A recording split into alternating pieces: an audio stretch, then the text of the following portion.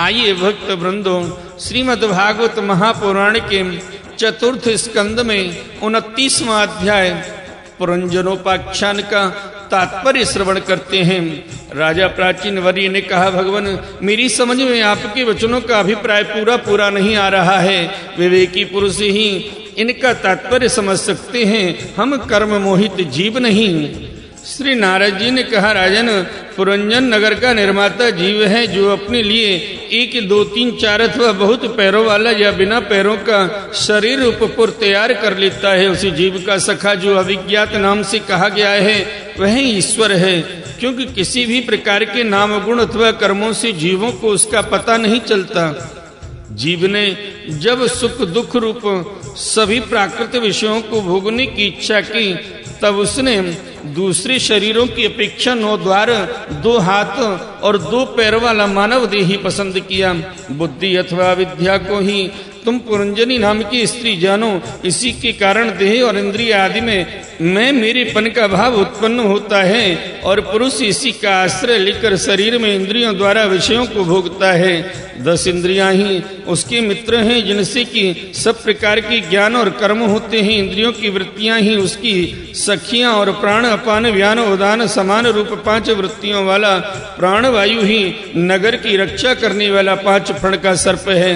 दोनों प्रकार की इंद्रियों के नायक मन को ही 11वां महाबली योद्धा जानना चाहिए। शब्द आदि 5 विषय ही पांचाल देश हैं। इसके बीच में वह 9 द्वारों वाला नगर बसा हुआ है। उस नगर में जो एक स्थान पर 2 द्वार बनाए गए थे, वे 2 नेत्र गोलक, 2 नासा छिद्र और 2 कर्ण छिद्र हैं। इनके साथ मुख, लिंग और गुदा, ये 3 और मिलाकर कुल 9 द्वार हैं। इसी में होकर वह जीव इंद्रियों के साथ बाह्य विषयों में जाता है।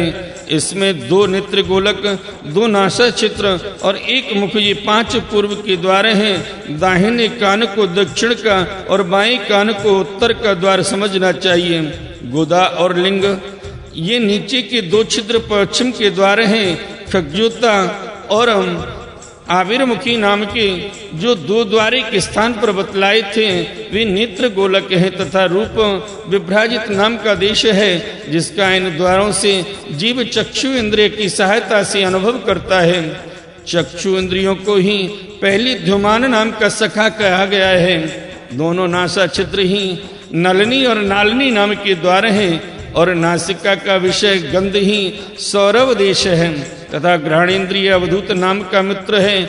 मुख मोक्ष नाम का द्वार है, उसमें रहने वाला वगेंद्रिय विपण है और रसनेन्द्रिय रसविद रसज्ञ नाम का मित्र है। वाणी का व्यापार आपण है और तरह तरह का अन्न बहुधन है तथा दाहिना कान पितृहु और माया कान देवहु कहा गया है।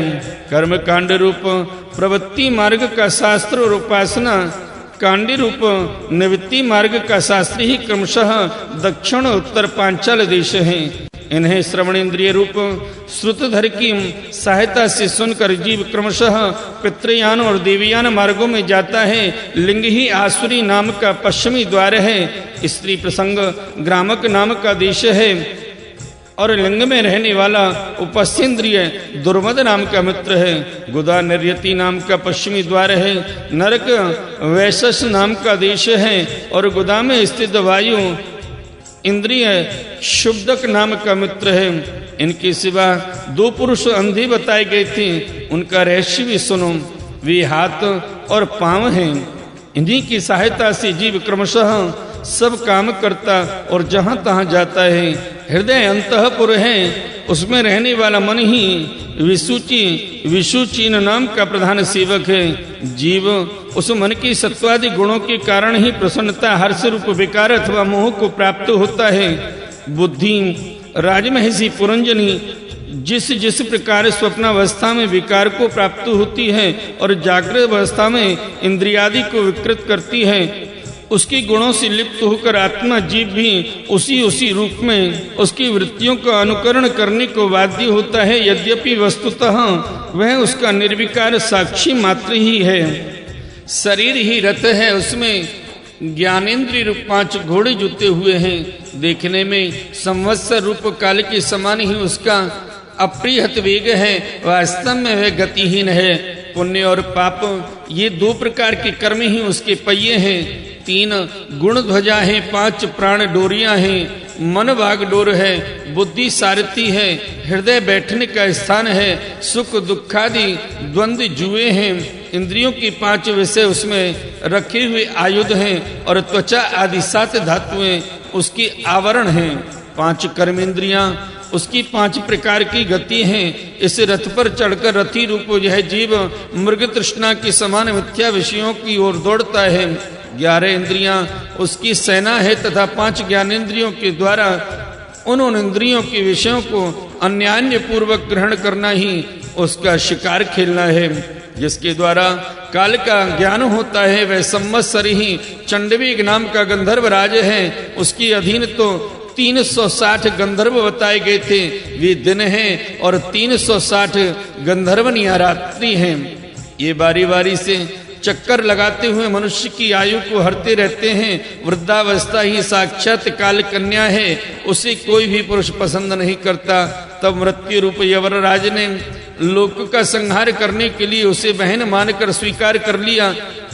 आदि मानसिक क्लेश और व्याधि रोगादि शारीरिक कष्ट ही उस यवनराज के पैदल चलने वाले सैनिक हैं। तब प्राणियों को पीड़ा पहुंचाकर शीघ्र ही मृत्यु के मुख में ले जाने वाला शीत और उष्ण 2 प्रकार का ज्वर ही प्रज्वार नाम का उसका भाई है।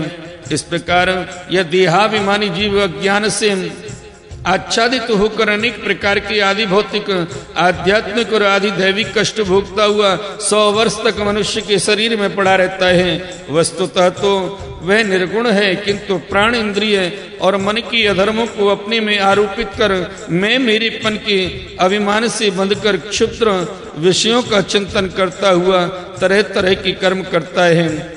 यह यद्यपि स्वयं प्रकाश है, तथापि जब तक सबके परम गुरु आत्म स्वरूप श्री भगवान के स्वरूप को नहीं जानता, तब तक प्रकृति के गुणों में ही बंधा रहता है। उन गुणों का अभिमानी होने से वह विवश होकर सात्विक, राजस और तामस कर्म करता है तथा उन कर्मों के अनुसार भिन्न भिन्न योनियों में जन्म लेता है। वह कभी तो सात्विक कर्मों के द्वारा प्रकाश बहुल स्वर्गादि लोक प्राप्त करता है, कभी राजसी कर्मों के द्वारा दुख में रजोगुणी लोकों में जाता है तथा उसी तरह तरह के कर्मों का क्लेश उठाना पड़ता है, और कभी तमोगुणी कर्मों के द्वारा शोक बहुल तमोमयी योनियों में जन्म लेता है। इस प्रकार अपने कर्म और गुणों के अनुसार देवी योनि, मनुष्य योनि अथवा पशु पक्षी योनियों में जन्म लेकर वह अज्ञानंध जीव कभी पुरुष, कभी स्त्री और कभी नपुंसक होता है। जिस प्रकार बेचारा भूख से व्याकुल कुत्ता दर दर भटकता हुआ अपने प्रारब्ध अनुसार कहीं डंडा खाता है और कहीं भात खाता है, इसी प्रकार यह जीव चित्त में नाना प्रकार की वासनाओं को लेकर ऊंचे नीचे मार्ग से ऊपर नीचे अथवा मध्य के लोकों में भटकता हुआ अपने कर्मानुसार सुख दुख भोगता रहता है।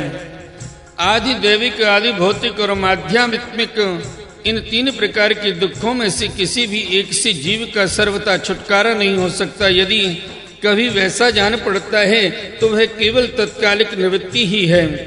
वह ऐसी ही है जैसे कोई सिर पर भारी बोझा ढोकर ले जाने वाला पुरुष उसे कंधे पर रख ले।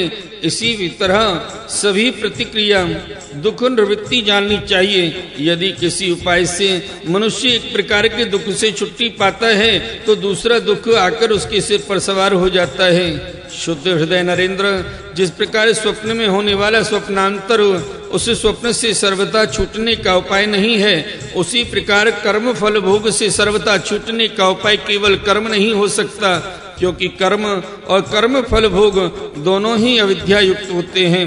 जिस प्रकार स्वप्नावस्था में अपने मनोमय लिंग शरीर से विचरने वाले प्राणी को स्वप्न के पदार्थ न होने पर भी भासते हैं, उसी प्रकार यह दृश्य पदार्थ वस्तुतः न होने पर भी जब तक अज्ञान निद्रा नहीं टूटती बने ही रहते हैं, और जीव को जन्म मरण रूप संसार से मुक्ति नहीं मिलती। अतः इनकी आत्यंतिक निवृत्ति का उपाय एकमात्र आत्मज्ञान ही है।